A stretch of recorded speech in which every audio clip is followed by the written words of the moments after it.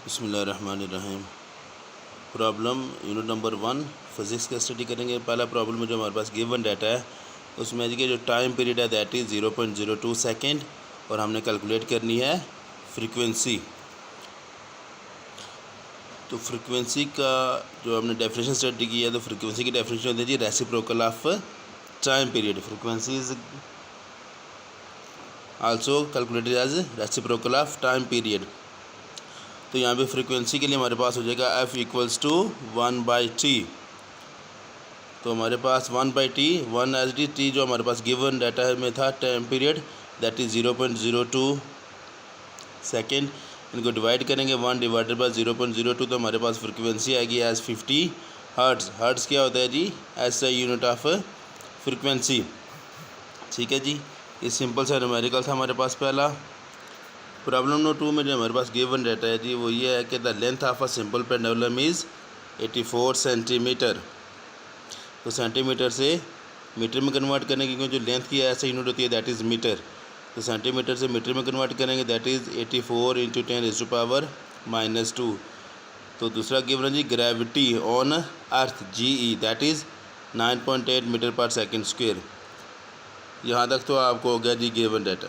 अब आगे देखें, आगे लिखा हुआ है जी what will be its time period if it is taken to the moon where the acceleration due to gravity is 1/6 to that of the earth. तो हमने कैलकुलेट करना है इसका टाइम पीरियड ऑन मून।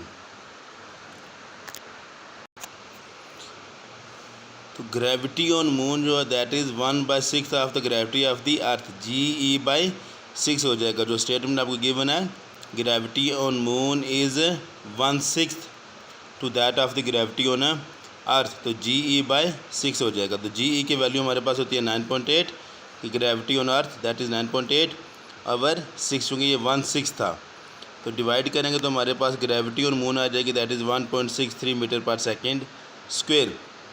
तो हमने कैलकुलेट करना है जी time period of simple pendulum. तो सिंपल पेंडुलम के टाइम पीरियड का फार्मूला हमारे पास होता है जो आपने स्टडी किया था T = 2π/L/G।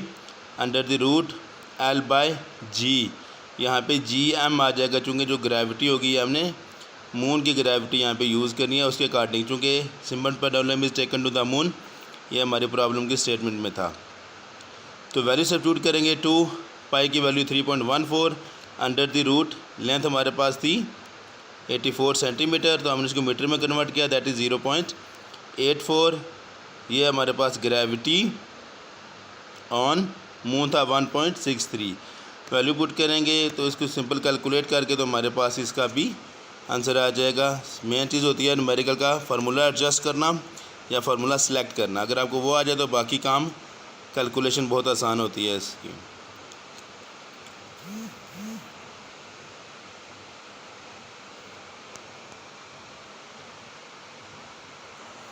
Next problem number 3 में हमें गिवन है जी wavelength of the sound emitted by source is. Wavelength को डिनोट करेंगे लैम्डा से which is Greek letter that is 1.7 × 10⁻² metre. तो वेलोसिटी भी गिवन है हमें speed of sound that is 334.4 metre per second square. तो हमने कैलकुलेट करनी है इसकी फ्रीक्वेंसी। अब देखें ऐसा फार्मूला जिसमें V भी हो F भी हो और वेवलेंथ भी हो that is only V = F lambda the relation between velocity frequency and time period. चूँकि तीनों चीज़ें जो आपको गिवन है वो लिखेंगे तो उसके बाद आपको फार्मूला एडजस्ट करने में आसानी हो जाएगी। आपको पता चल जाएगा कि कौन सा ऐसा फार्मूला है जिसमें ये तीनों टर्म यूज़ होती हूँ। V = F लैम्डा यहाँ पे हमने कैलकुलेट करनी है फ्रीक्वेंसी।